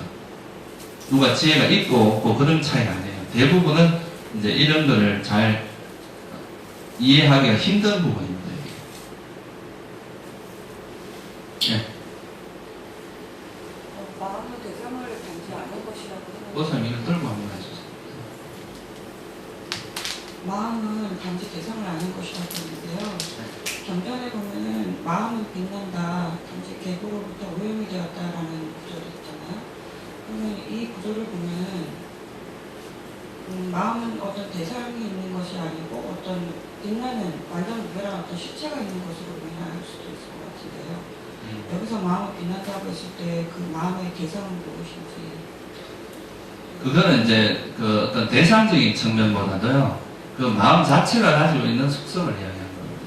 그러니까 우리가 예를 들어서 여러분 이제 수행을 하시잖아요. 수행을 하시면 이제 우리가 평소에는 마음이 좀 흐리멍텅한 그런 게 좀 있잖아요. 그죠? 뭘 생각을 하려고 해도 잘 되지도 안 하고 좀 흐리멍텅하고 명료하지 않은 의식이 있단 말이에요.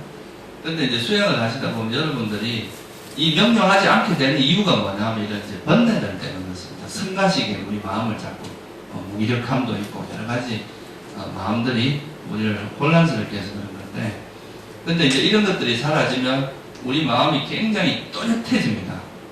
마음 상태가 또렷해지고 아주 명료한 상태가 되는데, 이런 명료한 상태가 되면 우리 마음이 이렇게 밝게 빛이 나요. 빛이 난다기보다 이건 빛으로 감지가 됩니다. 본인은 이게 광명으로 느껴요. 그러면 이제 그런 상태는 우리가 요즘 컴퓨터로 말하면 뭐냐면 최적화 상태입니다. 컴퓨터에 이제 뭐 그런 바이러스 이런 게 들어있으면 이제 작동을 제대로 안 하잖아요. 그죠? 그게 이제 번뇌라고 본다면 이런 이제 안 좋은 이런 이제 악성 코드 이런 게 다 빠지고 나면 컴퓨터가 작동할 때 가장 좋은 최적화 상태가 되죠. 그죠? 그런 것처럼 우리가 이제 마음이 그런 또렷하고 분명한 상태가 되면 그런 최적화 상태가 되는데, 그런 상태에서 지혜가 작용할 수 있거든요. 그러니까 이게 표현을 그래 한 거예요. 우리 마음 상태가 원래는 그런 상태다 이래요. 번뇌가 없으면 그런 상태인데, 근데 이게 이제 번뇌가 작용을 하면 이 마음이 흐리멍텅해지면서 이런 빛남이 없어진다 이거예요. 근데 또 번뇌가 사라지고 번뇌가 없이 이제 그런 상태가 되면 아주 또렷한 상태가 된다는 거죠. 근데 그게 항상 마음이 밝게 빛난다 이런 개념은 아닙니다. 이제 그 마음이 이제 우리가 보면 그렇잖아요. 보살님도 보면 평소에 이렇게 좀 약간 흐리멍텅할 때도 있고 어떨 때는 보면 또 되게 또렷할 때도 있잖아요. 그러니까 그 또렷한 그런 상태에서는 밝게 빛나요. 근데 또 흐리멍텅해졌을 때는 또 어두워지고, 그게 이제 반복되는 거죠.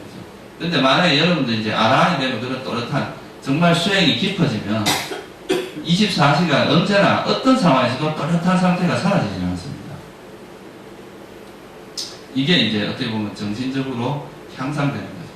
보통 우리가 이제 어떤 큰 경계에 부딪히면 마음이 그게 경계에 휩쓸려 버리잖아요. 그 휩쓸려 버리면 어때요? 아마 생각이 없어지고 지혜는 없어지고 그냥 그 분위기에 그냥 빠져버리는 거죠. 그죠? 그러니까 그렇게 되면은 이제 어떻게 보면 지혜가 작용하지 못하고 그냥 그 상황에서 막 정신 못 차리고 있다 그냥 괴로워하다 끝나는. 근데 만약에 그때 여러분들이 마음이 흔들림이 없이 탁 있다, 그러면 그 상황에 대한 정확한 적절한 가장 적절한 판단을 이끌어낼 수 있습니다. 이 상황에서 내가 이렇게 하는 게 가장 적절하구나, 그런 적절한 판단을 이끌어낼 수 있고, 그게 이제 불교에서 말하는 지혜라고 할 수가 있죠.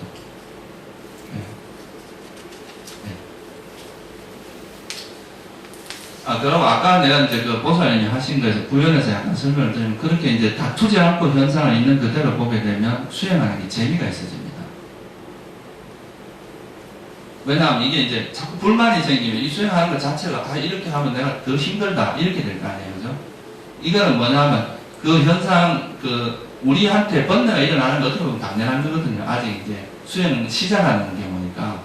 그러면 그걸 통해서 이럴 때 번뇌가 일어나고 이럴 땐 안 일어나고 이런 걸 배우면 다음에 이제 번뇌가 안 일어나게 만들 수 있고 그렇게 하면 자기가 성장을 하잖아요. 그런 조금씩이라도 성장하는 여기에 포커스를 맞추면 수행하는 게 재미가 있어집니다. 근데 더 잘 보이고 이제 예를 들어 그거는 그러니까 결정이 아니라 상대의 결정. 예를 들어서 제가 이제 남편을 쉬운 예를 정말 내 옆에 사람도 내 가장 가까운 사람도 내가 그 자비로 감싸지 못하면서 무슨 수행이냐 이런 생각이 들어서 노력을 하려고 하는데 이렇게 뭐랄까 수행을 이제 얼마 안 돼서 그런지 저 사람은 왜 저렇게 그러니까 단점이 더 잘 보이게 되는 거예요. 저 사람은 왜 저렇게 화를 잘 낼까? 저 사람은 왜 저럴까? 저 사람은 왜 저렇게 뭐 책도 좀 안 읽을까? 봐 이런 식으로 그 사람의 단점이 더 잘 보이게 되는 게 그러니까 그건 보세요. 보살님이 수행이라는 건 자기 마음을 봐야 되는데 보살님은 남을 보기 경계를 보잖아요. 그렇게 볼 때 예를 들어서 저 사람 왜 저럴까 하고 짜증이 나면 그 마음을 봐야 되거든요. 그 짜증나는 그 마음을. 근데 보살님은 그 짜증나는 마음을 보지 않고 그 남편의 허점을 계속 보고 있는 거잖아요. 그거는 이제 어떻게 보면 그 수행 자체의 문제라기보다 보살님이 약간 잘못된 방향으로 수행을 하는 거라고 할 수 있어요. 수행은 내가 그 대상을 볼 때 어떤 마음이 작용하는지를 봐야 되거든요. 근데 그 대상의 허물만 계속 보고 있는 거잖아요. 그렇게 하면 그거는 수행이 아니란 말이죠. 내 말은. 그러니까 그거는 이제 보살님 수행의 방향을 좀 바꿀 필요가 있습니다. 내가 이럴 때 화를 내고 있구나. 내가 또 허점을 찾으려고 하고 있구나. 이런 거를 보고 그거를 놓는 방식으로 수행을 해야 된다 이 말이에요. 아시겠죠? 오늘 본문 정말 고마웠습니다. 근데 한 가지 좀 어머니 갑자기 생겼는데 생각을 마음의 연속이라고 말씀을 하시는 좀 본문 내용을 제가 이해를 했는데 그 생각이라는 게 마음에 계속 연속이 된다 그러면은 저희 몸이 원이라고 하신 부처님 말씀에 수상행식의 외에 다른 그 식의 연속이라고 하는 생각이라는 것을 따로 있다고 생각을 해야 되는 건지 그 부분 그거는 이제 그 사람이 조금 이제 내가 말을 그렇게 했다면 실수한 거고요. 제가 그렇게 말하진 않았고 마음이 반복된다고 이야기를 했을 거예요. 그러니까 이제 어떤 마음이 일어나고 사라지고 일어나고 사라지는 것이 예를 들어서 제가 이제 이 손을 예를 들어서 손을 아는 마음이 일어나고 그 다음 손은 저 모양이 뭘까 라고 생각이 반복될 거 아니에요, 그죠? 그러면 이거는 처음에는 손에 대해서 그냥 단순하게 아는 마음이 일어난 거고 그 다음에 이 손에 대한 이게 이제 이거에 대한 개념화 작용이 일어나고 그 다음에 이 손이 어떤 모양이다 이런 게 일어나고 그 다음에 이제 좋고 싫고 뭐 이런 마음들이 이게 반응이 갈 수 있거든요.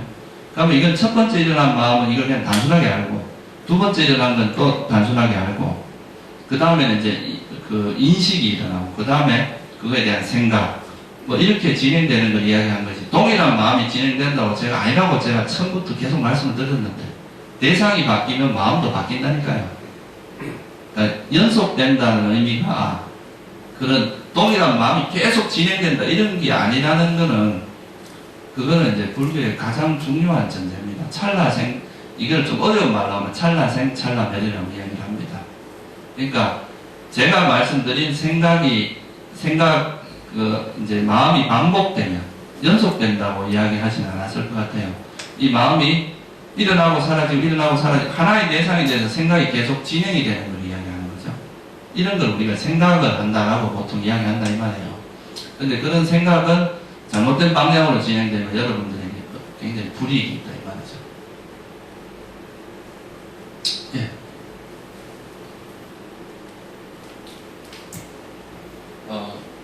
저는 미워하는 사람이 있습니다. 다 있어요. 없는 사람 아무도 없어요. 되게 미워하는 사람이 있어요. 되게 미워하는 사람이 있는데 물론 이제 다들 이렇게 다들 있는데 저는 이제 현실적으로 그 사람으로 인해서 이제 불이익을 상당히 크게 보았고 그리고 또 계속 부딪혔다는 사람이었어요. 그래서 미워하다 보니까 미워하는 마음을 계속 갖다 보니까 아주 극심하게 화를 내기도 합니다. 아주 심하게 화를 내기도 하고 계속 똑같은 걸 하다 보면 습관을 갖게 되고 그러다 보니까 시간이 흐르고 흘러서 어느 정도 지난 지금에 이뤄서는 한 2, 3년 정도 지났는데 그런 사람이 있었다라는 생각을 하는 정도가 되긴 했지만 그 사람으로 인해서 제가 받은 피해가 현존하는 걸 목격하고 그리고 그걸로 인해서 또 제가 괴롭다라고 느끼면 다시 이제 그 사람을 떠올리면서 또 다시 미워하고 화를 내는 거죠. 그런데 저도 나름대로는 이해를 합니다. 제가 화를 내보았자 그 사람에게 어떤 뭐 보상을 받는다거나 아니면 어떤 불이익을 돌려줄 수 있다거나 그런 건 또 아닐 것이다 그렇게 생각을 해요. 결국에는 저만 심적으로 괴롭고 일상이 잘 흘러가지 않고 리듬이 깨지고 그런 일들이 이제 일어나는 거죠. 그런데 이제 그런 상황에 대해서 논리적으로는 그런 식으로 제가 근데 뭐 솔직한 말은 복수하고 싶죠.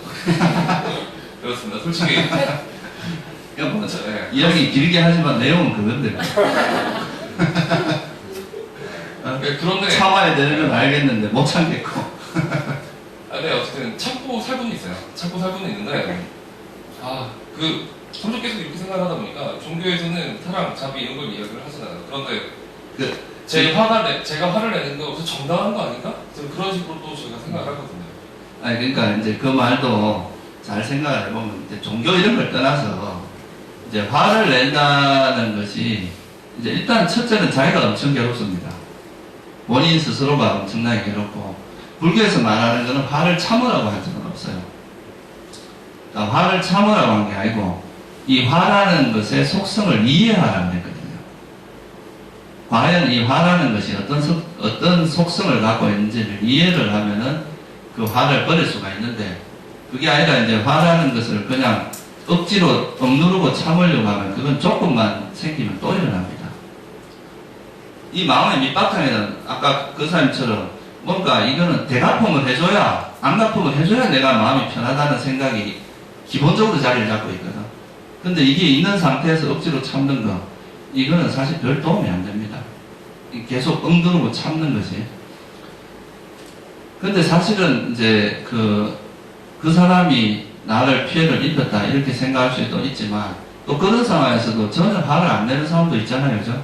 그러면 그거는 그 사람이 이제 나를 화를 끼쳤다기보다 본인 스스로가 그런 이제 자초한 문제이기도 하거든요. 그러니까 그 사람의 문제도 있긴 있지만, 근데 저는 여기서 뭔가 문제냐면 선후의 문제가 있다 이거예요. 뭐 복수를 하든 뭔가 적절한 대처를 하든 그거는 이제 할 수도 있는데 첫째.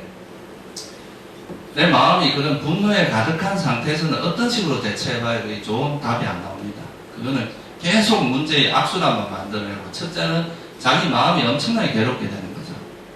내가 뭐 그것 때문에 일단 본인이 제일 먼저 고통을 받게 되고 또 거기서 내가 뭔가 복수를 하겠다, 복수를 하든가 뭔가 대갚음을 하려고 하는 그 생각들이 올바른 적절한 판단이 나오겠어요. 대처는 이제 감정적인 판단에서 일어나는 건데.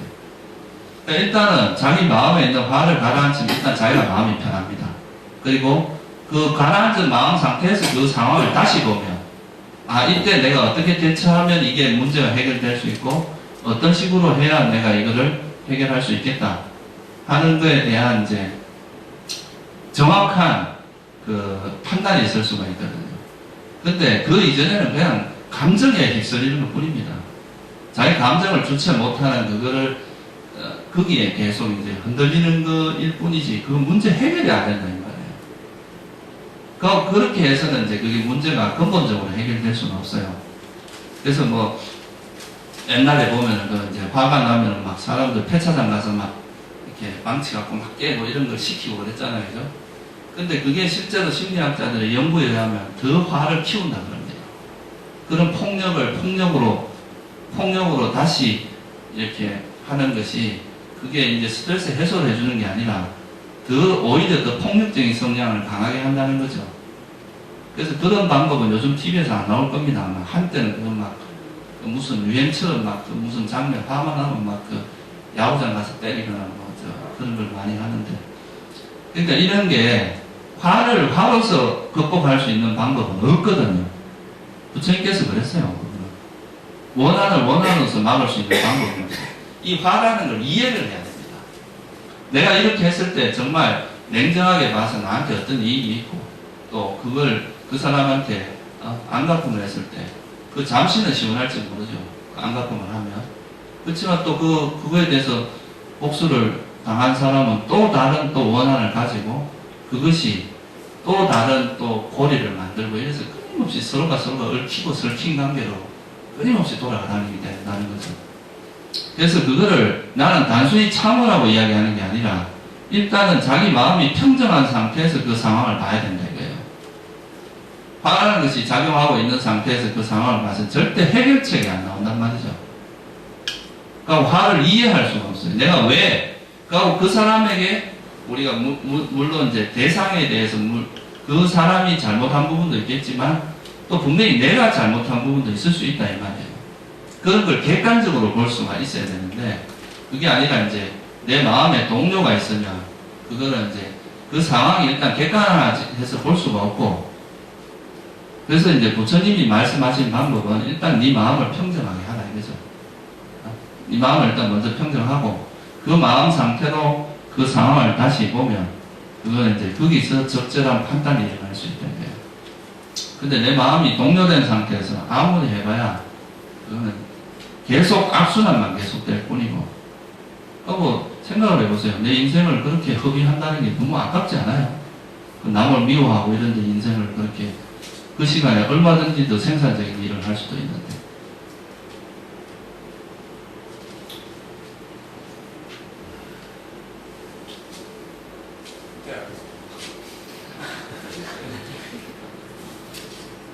힘들어요. 남을 미워하는 게.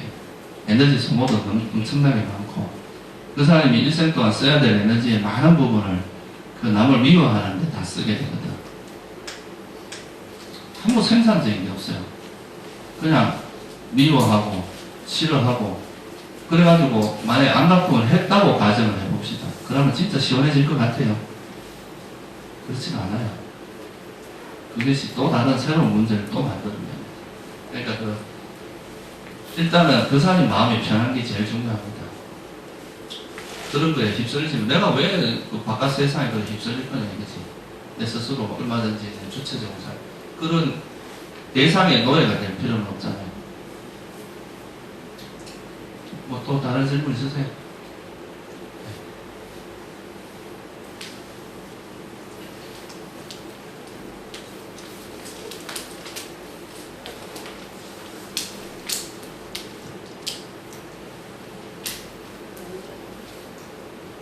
제가요, 이렇게 어려운 말은 잘 모르겠고 수준을 떨어뜨리는 질문을, 제가 여기 절에 이번에 3주째 나오거든요. 주말로 3주가 됐는데 이제 딱 불교를 접한 지 진짜 초보인데, 근데 제가 이제 이렇게 어머니가 절에 다니시고 그러면은 그게 큰 불상 같은 거 보면은 뭐 공포스러웠거든요. 굉장히 마음에 뭐 약간 뭐 귀신 같은 게 들어온 것 같이 거부를 했었어요. 그러다가 이제 우연히 여기를 왔는데 느낌이 다른 거예요. 일단 저 불상이 너무 마음에 드는 거예요. 너무 예술적이에요. 왜 절에가 그렇게 큰 불상이 나고 그 사람이 나를 위협하는 느낌이 드는데, 우리 돈이 없어서 작게 근데 저거는 굉장히 아름다워. 일단 아름다워가지고 이게 마음이 안정이 되고요. 그리고 어머니가 목탁 소리를 들으셔요. 가끔 시댁 가면. 근데 그 소리 너무 듣기 싫은 거예요, 저는. 그리고 막 어떨 때 한번 가보고 싶, 네 한번 가서 뭐 해보려. 근데 그 소리가 너무 듣기 싫은데, 근데 스님이 다 치시더라고. 지난번에 첫째는 제가 주차 때문에 늦게 와서 못 들었는데 지난번에 이렇게 치시는데, 그거 뭐라 그래야 되나? 마음이 뭐가 쫙 모이면서 이렇게 그 목탁 소리가 그렇게 아름다운 거예요. 더 특이한 게 아니, 그래가지고 내가 그게 이제 그 다음에 보니까 지난번에 절을 하더라고요. 쪼꼬을. 근데 이제 수행 이런 건 잘 모르고 절을 할 때 이렇게 엎드려서 이렇게 올리시더라고요. 이렇게 눈치를 보니까. 이렇게 해서 올릴 때 안 일어나고 싶은 거예요. 그리고 더 있고 싶은데 다 일어나시더라고요. 그래가지고 이제 아 이게 뭔가 내가 불교가 너무 좋은가 그러고 이제 집에 가서 3주 동안 인터넷을 다 뒤져가지고 본문을 다 들어봤어요. 불교란 뭔가 뭐에부터 시작해 이론을 이제 뭐 불교 근데 이제 느낌이 어설프게 제가 이제 불교 대체적으로 뭔가를 이제 아 이런 거 하는 거구나 알았는데 제가 이제 여기가 내가 나올 것이 아니다 이런 생각을 하는 거예요. 왜냐하면 저는 절을 할 때 편한 걸 느꼈거든요. 근데 오늘도 절을 할 때 너무 좋은 거예요. 근데 수행을 하라는 거예요. 아직까지 거기까지 가지 않았는데 이게 앉아 있지도 못하는데 그래가지고 절을 하는 방법 뭐 인터넷 보니까 두 발을 모으고 뭐 하고 다 해봤어요. 오늘 그대 가다 뒤로 넘어졌거든요. 차라리 그냥 내 마음대로 하면 될 것을. 그러니까 제가 원래 성격이 뭘 하면 뭘 다 알아야 돼요. 그리고 수행이 뭔지 마음이 뭔지 몰라도 공부는 다 해요. 내가 해보진 않고 그러다가 그만두거든요. 근데 여기 내가 절에 안 오고 싶지가 않은 거예요. 계속 오고 싶은데 나는 여기서 만약에 절을 하면 저 사람은 여기는 이 수행하는 데인데 왜 저 사람 절을 하지 이럴까봐 제가 눈치가 보일 것 같아요. 앞으로 다니면. 근데 여기 와서 절해도 돼요? 그거 질문하려면 되게 오래 말씀하세요. 저래도 됩니다. 저래도 되고. 그리고 보살님이 이제 수행을 자선으로만 이제 이해를 해서 그러는데요. 이 수행은 그런 게 아닙니다. 우리가 좌선도 이제 수행의 한 방법이고, 실제 수행을 하는 건 우리 삶 속에서 하는 거예요. 우리가 살아가는 이 속에서 아까 말했듯이 내가 살아가면서 직장 상사하고 부딪히면서 그때 화가 일어날 때 그때 또 화를 관찰하면서 또 그 화를 자비심으로 바꾼다거나 그 화를 놓는 방법 이런 걸 배우는 것 이런 게 다 수행입니다. 수행이라고 하는 게 단순히 그냥 뭐 좌선을 한다거나 절을 한다거나 이런 데만 있는 게 아니에요. 결국은 저는 이제 이 우리가 불교에서 말하는 이 수행은 우리 마음을 바꾸는 작업이라고 생각을 해요. 그러니까 거친 마음을 좀 정화하고 좀 이렇게 너무 여러분들 스스로가 느낄 때도 우리 사는 마음이 너무 거칠다는 걸 느끼죠, 그죠? 조금만 성질나면 막 화를 내고 조금만 자기 이익하고 반하면 막 사람을 죽이기까지 하고 뭐 폭력을 행사한다거나 이런 거는 이제 마음이 정말 거칠어진 거거든요, 우리 마음이. 근데 그런 마음들을 좀 순화하고 마음을 좀 정화하고 이런 작업을 해야 되는데 그런 게 우리가 불교에서 하고자 하는 거예요. 뭐 테크닉에 있는 게 아니다, 이 말이에요, 불교가. 뭐 그냥 잘 앉아있고 뭐 잘 앉아있는 건 여 부처님 최고 잘 앉아있어요. 한 몇 년 동안 꼼짝도 안 하고 앉아있잖아요.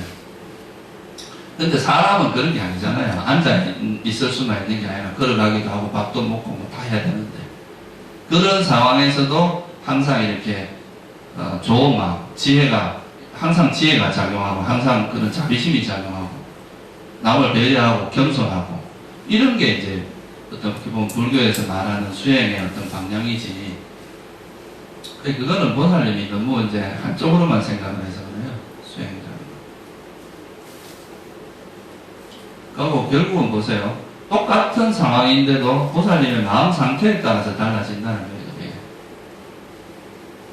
제가 전에 저쪽에 가평에서 그때 할 때도 그 보일러 고장 나가지고 밤새도록 하다가 내가 그 보일러 딱 돌아가는 소리 듣는 순간 그렇게 아름다울 수는 없었어요.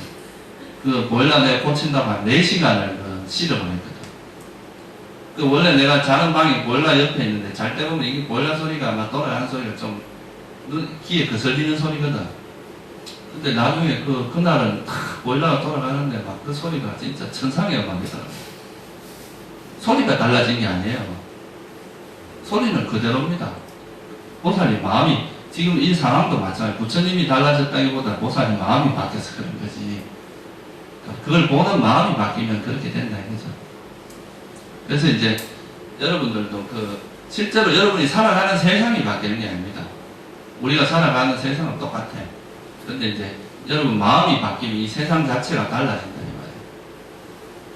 말이에요. 여러분이 고통에 가득 찬 그런 세상에서 사는 건 여러분이 만드는 거예요. 근데 여러분 마음이 이제 아주 평화롭고 행복하면 이 세상 자체도 평화로워집니다. 여러분이 세상을 자꾸 갖고 막 이렇게 뒤흔드는 것이 세상 자체가 그런 건 아니에요. 오늘은 여기까지만 하죠. 시간이